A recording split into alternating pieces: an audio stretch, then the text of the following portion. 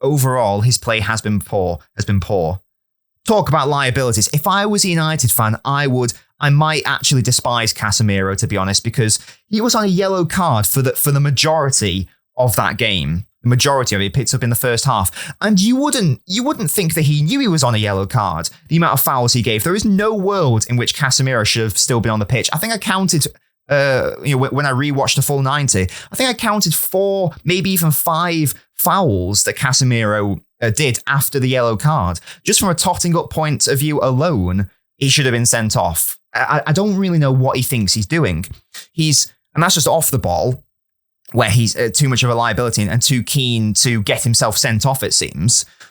Even with the ball, he's the exact opposite of, and his high standards, he's the exact opposite of Rodri in that he is seemingly incapable of operating under any genuine pressure or when his back is to the play.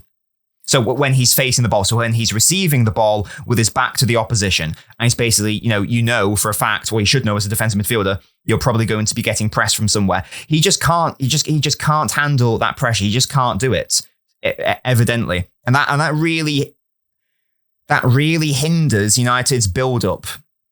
Because if you can't rely on your defensive midfielder to take it in those tight spaces and to turn and then move the ball forwards and then connect it to your more offensive-minded midfielders in your attack, you are screwed, basically. It's what Rodri is so good at. It's what Busquets was so good at. It's what the absolute elite defensive midfielders do so well. That's their game. Casemiro seemingly cannot do this. And Gasky's talked about when Amrabat comes, maybe that'll help him out. I know Amrabat wasn't strictly playing in midfield, absolutely, but he was on the pitch, and it's the same issues are happening. So off the ball, he's a liability. On the ball, he's a liability. I'm not just forgetting how good he was last season, because he was good last season, but you might even make an argument to say that he was a bit protected last season, based on the difference in play style. If United want to evolve, he's not the man to carry them forwards, in my opinion. He obviously wasn't the main issue. Let's touch on the Lindelof situation and how weak he was. Again, I sort of half understand that he's third, fourth choice, whatever. They need to get Martinez back as soon as possible, but he's recently had surgery again, so he might be out for another month or two. So I think it's going to get worse for United before it gets better, to be honest, until those players come back.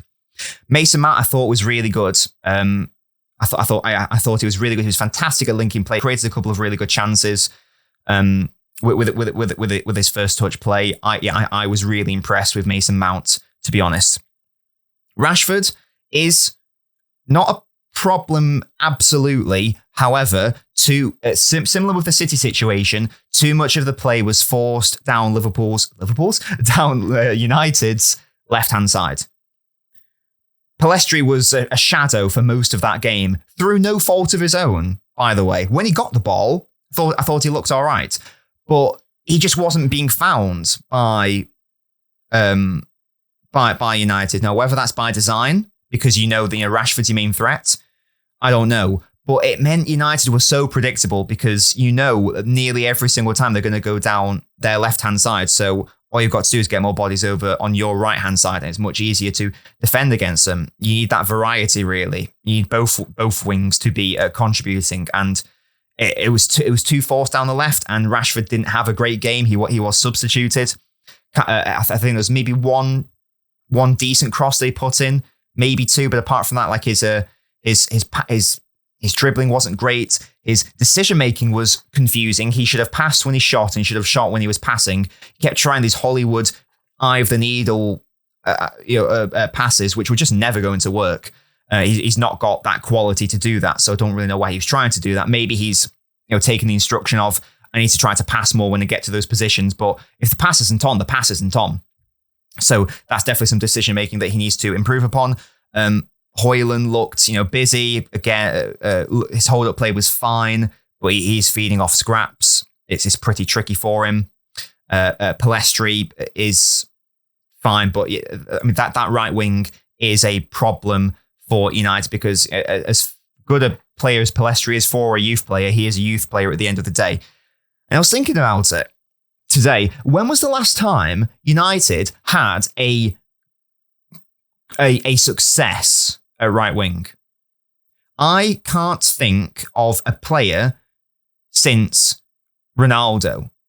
I'm not counting Antonio Valencia as a success. By the way, that guy was moved to right back later in his career, and he was only fine. He was never this great player. He was sort of like a 7 out of 10 most weeks. He was never a great player. Why can't United just go and get and sort out that problem? As I said, I was thinking about it today. What would that be like? Nearly 15 years since they've had a truly great right winger. If you want to say, I mean, I don't think Rashford's truly great, but if we're sort of like saying, Rashford's standard of play, when was the last time they had a right winger of that quality? I don't think they have. Mata, no, not at United. Valencia, I've discussed, no, not really. Di Maria was there for one season. I think he played more in midfield, to be fair. So no. Sancho, in theory, was supposed to be that guy. That obviously hasn't happened. Anthony was, in theory, supposed to be that guy. That hasn't quite happened yet. It might never happen. So it's a big issue for United, and I don't really, and that's not going to be solved by popping Rashford onto the right wing. By the way, like that's what Ten Hag did. So like the last 10 minutes, Rashford was on the pitch. Garnacho brought on, Rashford shoved over to the right. I can't think of one thing Rashford did when he was popped over to the right because he just can't play there. So yeah, big issues at United, and I don't think it's going to get better before it will get worse. I think that they've just got to fundamentally get back to. They've got to get their squad back for it to not be a disaster for the upcoming games. They do have, if memory serves, they do have a really favourable, quote, easy run right now. But in theory, a home against Palace was an easy game. So I don't know if it's going to get immediately better. Something has to change. Players have to be more switched on. United need to be less predictable. These are all the short-term things. And in the long term, they do need a proper option at right wing, or Anthony has to significantly improve. The Jadon Sancho experiment has failed, obviously.